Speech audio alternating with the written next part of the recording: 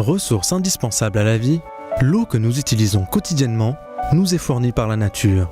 Une fois utilisée, cette eau est considérée comme polluée. Elle représente alors un véritable danger pour notre cadre de vie. Les systèmes de traitement individuels ou semi-collectifs existants étant peu performants. Il est donc de notre devoir de rendre à la nature ce qu'elle nous a donné. Une eau dépolluée et sans risque pour l'environnement.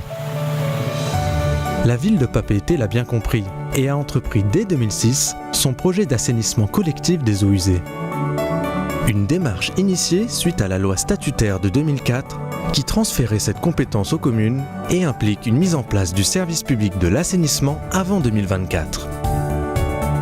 Ce sujet est en effet au centre des préoccupations de la commune qui y voit un moyen d'éliminer la pollution du centre-ville, de créer de nouveaux débouchés économiques et d'atteindre un meilleur niveau de qualité des eaux de baignade.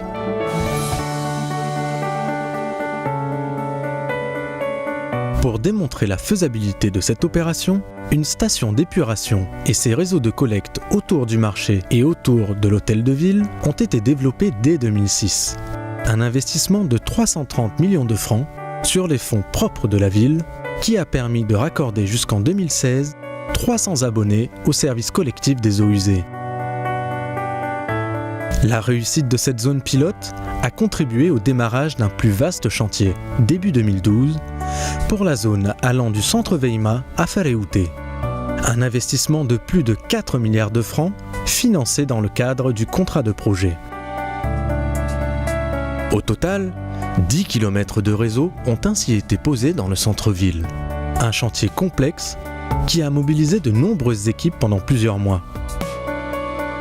La ville de Papeete s'est construite du bord de mer vers les hauteurs de l'île haute de Tahiti. Elle bénéficie d'un vaste réseau de collecte des eaux usées qui s'écoule d'abord gravitairement vers le front de mer. Ensuite, un réseau alimenté par des pompes de refoulement prend le relais pour pousser les eaux usées jusqu'à la station d'épuration de la Papeava. Papeete ville-centre compte jusqu'à 100 000 personnes en journée, 4 fois plus que la population recensée. Pour effectuer ces travaux, il semblait impensable d'interrompre la circulation, notamment sur les voies principales. Effectués majoritairement de nuit, les travaux ont nécessité des technologies de pointe très spécifiques. Tranchées à faible largeur, tranchées larges avec blindage, fonçage. Certaines d'entre elles ont été utilisées pour la première fois en Polynésie. La ville de Papeete a réduit ainsi considérablement les nuisances et problèmes de trafic routier durant toute la durée des travaux. La technique des tranchées à faible largeur a consisté à renforcer préalablement le sol par injection d'un béton liquide avant d'ouvrir une tranchée de très faible largeur dans laquelle les canalisations sont posées et réglées grâce à des guides. Une méthode plus sûre pour les ouvriers et moins contraignante pour la circulation. Une machine à blinder automatisée spécialement importée sur le territoire a permis la réalisation de tranchées larges et profondes jusqu'à 7 mètres de profondeur pour poser, en toute sécurité, les canalisations dans le sol gorgé d'eau de Papeete. Elle a garanti une meilleure étanchéité contre les infiltrations et a amélioré la sécurité pour tous les ouvriers. Enfin, la technique du fonçage, sans ouverture de tranchée, a été l'alternative innovante en lieu et place de la technique de pose traditionnelle des canalisations. Ainsi, des obstacles tels que les ronds-points ou les avenues les plus fréquentées ont été franchis facilement sans perturber le trafic routier de la ville. Le chantier des réseaux de la ville de Papeete a permis aux entreprises locales de s'équiper et de mettre en œuvre des technologies de pointe innovantes, performantes et sécuritaires et utilisées pour la première fois en Polynésie. Figé entre le bord de mer et la montagne, Papeete souffre de la rareté et donc de la cherté de son foncier. À 100 000 francs le mètre carré, soit près de 800 € le mètre carré, trouver un terrain pour accueillir la station d'épuration représentait un défi de taille. En partenariat avec le port autonome, la mise à disposition d'une parcelle de 8000 m² sur le remblai de la Papeava s'est révélé être l'unique solution envisageable. Ce choix a imposé la construction d'une station d'épuration biologique hyper compacte. En septembre 2014, débutaient les travaux de construction de cette station d'épuration, un chantier qui durera près de 2 ans pour une mise en service en septembre 2016. Performante et écologique, la station d'épuration de la ville de Papeete exploite des procédés innovants et utilise l'énergie solaire pour réduire sa consommation électrique grâce à 650 mètres carrés de panneaux photovoltaïques installés en toiture. Évolutive, elle est aujourd'hui en mesure de traiter jusqu'à 3500 mètres cubes d'eau usée par jour et ses capacités de traitement pourront, sur le même terrain, être multipliées par 4 dans les prochaines décennies. Un parcours pédagogique permet d'organiser des visites guidées destinées au grand public et aux plus jeunes qui pourront découvrir son fonctionnement respectueux de l'environnement. Alors, les eaux usées sont collectées par les réseaux de collecte dans la ville de Papeete et donc sont acheminées dans la station par un réseau souterrain qui arrive donc dans le premier local qu'on appelle le local de pré-traitement. Donc c'est la première phase du traitement des eaux usées qui arrive dans un dégrilleur, désableur, dégraisseur qui permet en fait de retirer les gros déchets, particules, de retirer les sables ainsi que les huiles et graisses. Donc dans le fonctionnement, un dégrilleur, c'est une sorte de tamis rotatif comme un moulin qui tourne en fonction de l'arrivée des eaux. Ce tamis retient les plus gros déchets et les particules. L'eau qui passe par le dégrilleur se retrouve ensuite dans ce qu'on appelle le bassin le désableur dégraisseur qui permet en fait de séparer de l'effluent les particules les plus lourdes, donc les sables qui tombent au fond du bassin par décantation et les graisses qui flottent par injection de bulles d'aération sont ensuite raclées par un pont racleur vers une fosse à graisse pour subir ensuite un traitement biologique. Une fois que les eaux ont subi ce pré-traitement, elles sont dirigées vers le bassin tampon. C'est le cœur du traitement biologique de la station.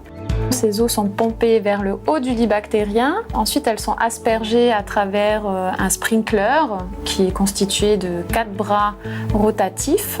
Ce lit bactérien est constitué de fines lamelles plastiques qui sont les supports sur lesquels se développent les bactéries qui donc vont consommer la pollution tout au long du ruissellement de l'eau.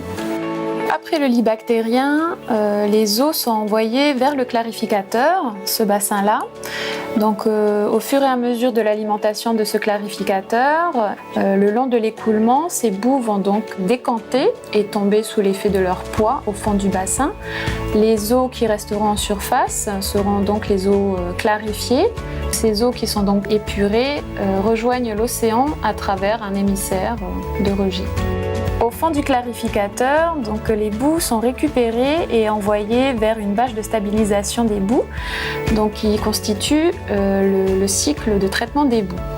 Les boues sont renvoyées dans des centrifugeuses qui vont permettre de retirer une partie de l'eau qu'elles contiennent. Donc c'est l'effet panier à salade qui permettra ensuite de rediriger ces boues dans la serre de séchage solaire pour pouvoir obtenir au final des boues séchées à 80%. Alors ces boues, une fois qu'elles sont séchées le long de la serre solaire, donc elles arrivent sous forme de granulés, elles subissent un dernier traitement par la chaleur dans le local d'hygiénisation. Donc l'hygiénisation permet d'éliminer les dernières bactéries et virus par une élévation de température et ensuite ces boues séchées pourront être réutilisées sous forme d'engrais. Donc la station d'épuration est dotée d'un système de désodorisation.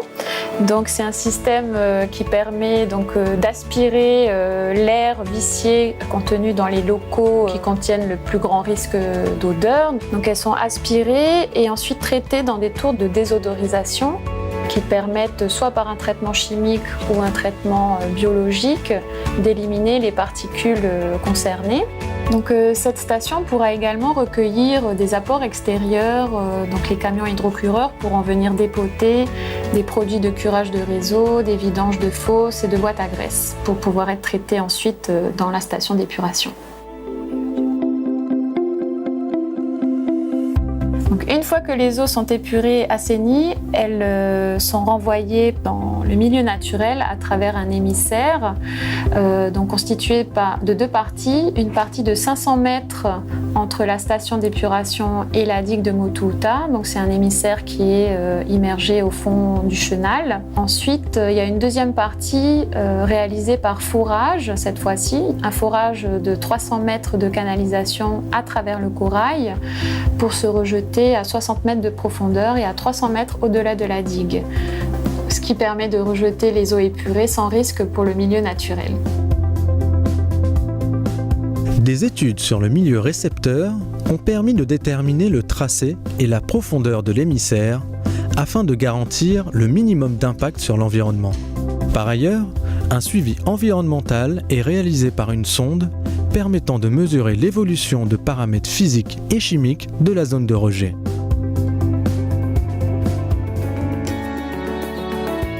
Un projet unique et exemplaire. 10 ans d'études et de travaux. Plus de 4,5 milliards de francs d'investissement. 10 km de réseau de collecte. Une station d'épuration moderne et innovante.